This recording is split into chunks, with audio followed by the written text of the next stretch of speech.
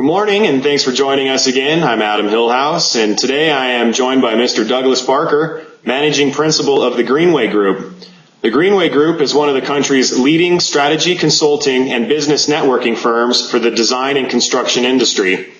Douglas has a uniquely integrated understanding of business, firm operations, and design that makes him a recognized leader throughout the industry. Thanks for taking time to speak with me this morning, Doug. Thank you, Adam. I look forward to it. So can you briefly just define for us the Greenway Group and outline the work that you do? There's two parts to the Greenway Group. There's the Greenway Communications, which is our publishing arm, which publishes the Almanac of Architecture and Design.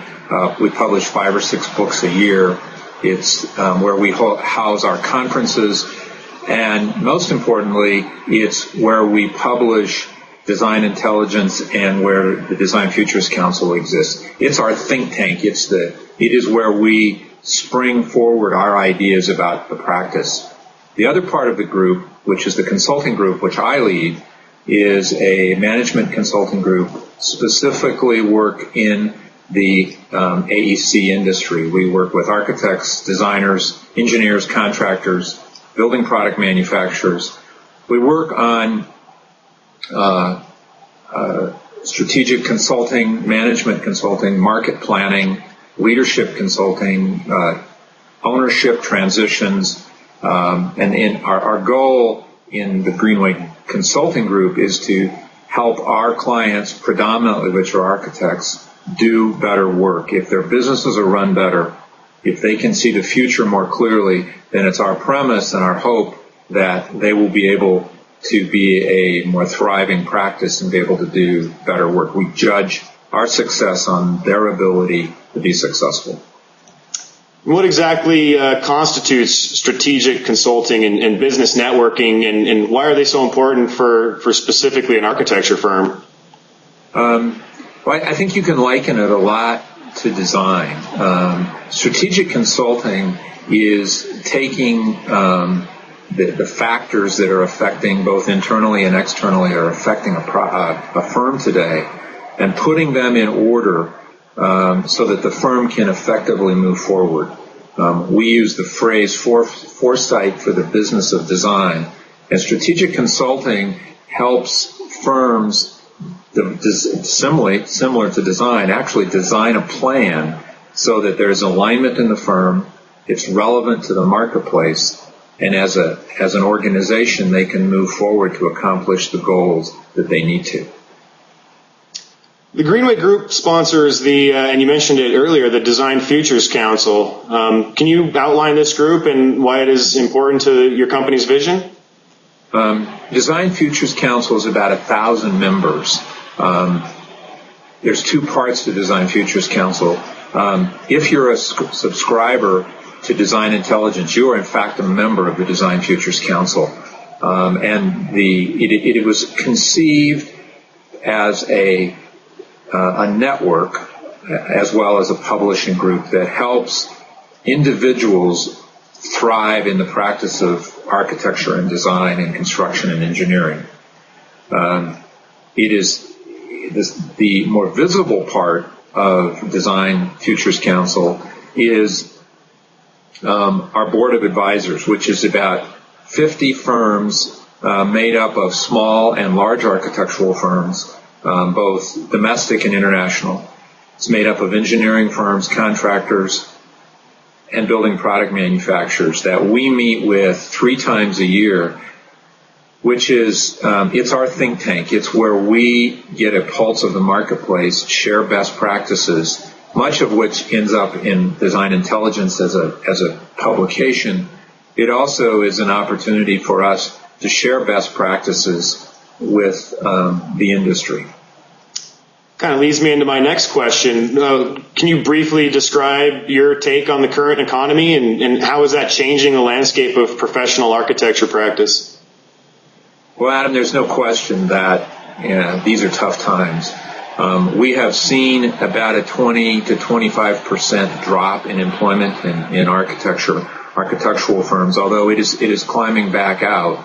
But certainly it has been a difficult time. in the last couple of years for firms.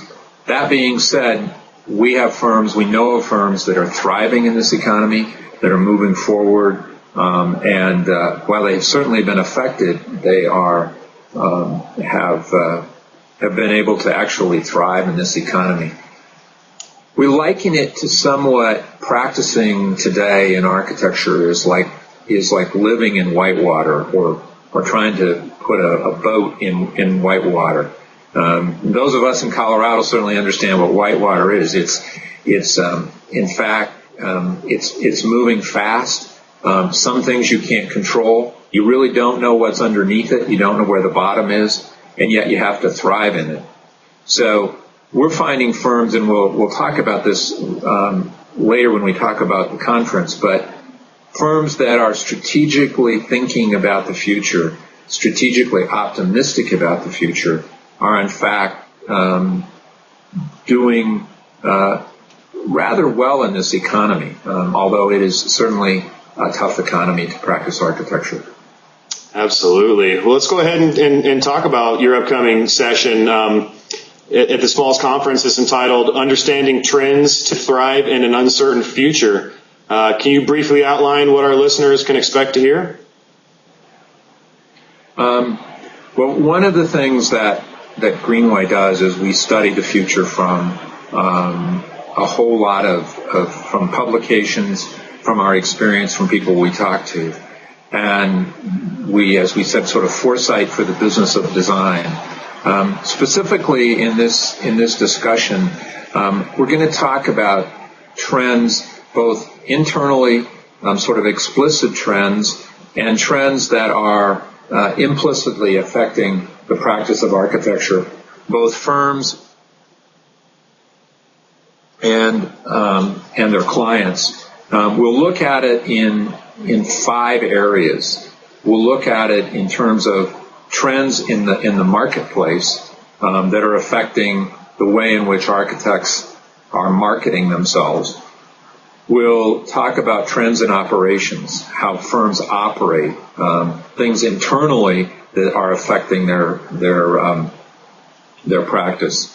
We'll also talk about the professional practice or the delivery of their work, the ideas, the concerns, the opportunities that are facing firms within the practice of architecture.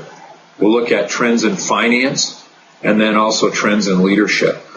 These 5 areas, what we refer to as the design enterprise model, and we find that for a firm to be successful, they need to look at the trends and put them together of marketing, operations, professional practice, finance, and leadership.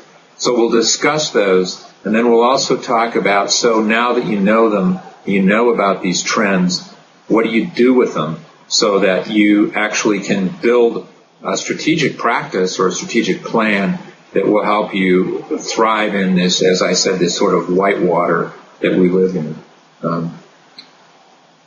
Well, that sounds like a very interesting session, and I'm sure it's going to be very, very useful for many people.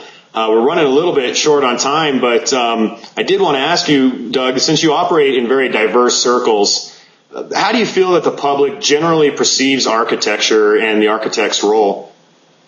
It's interesting. When you add up all the architects in the United States, at least as one benchmark, it's like less than 0.1% of the population. The fact is, most of the public has never met an architect. They may know our work, and they certainly respect, enjoy our work. I think that the thing that is interesting in today, and in our surveys, design is a topic that people are interested in. The general public is interested in design, and interested in aesthetics, and interested in the built environment, and interested in the environment. So I think anybody who is in that profession, such as architects, has a great opportunity to have conversations with people. I think they're intrigued about what we can do. I think part of our issue, our opportunity, is to break down that barrier so that we actually can show them more of our process and the things we do. It's also interesting in our research work. with clients, we find that the client actually typically has a higher esteem for the firm and the work of the firm than the firm does itself. So as a profession, we sort of suffer a bit of paranoia, and I think another opportunity for us is to sort of strategically and optimistically look at the future and think about the work we do as a really important piece of our world today.